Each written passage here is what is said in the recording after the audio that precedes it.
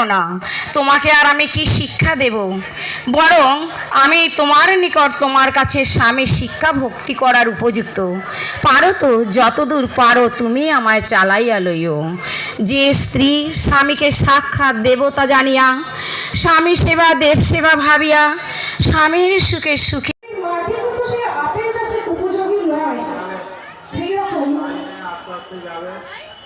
আমাদের মধ্যেও, আমাদের মায়েদের মধ্যেও সেই শ্রদ্ধা ভক্তির চাষটাকে করতে হবে, যাতে আমার সন্তানেরা এই শ্রদ্ধা ভক্তির একটু হলেও অংশ পায়।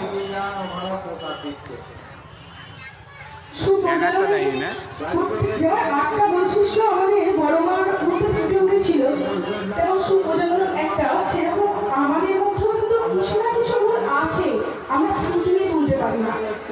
আমরা যদি ঠাকুরের বাণীগুলো একটু একটু ধরে দেখি, একটু যদি মেনে চলার চেষ্টা করি, তাহলে কিন্তু আমরাও একটু হলেও আমাদের সংসারে শান্তি শৃঙ্খলা বজায় রাখতে পারবো।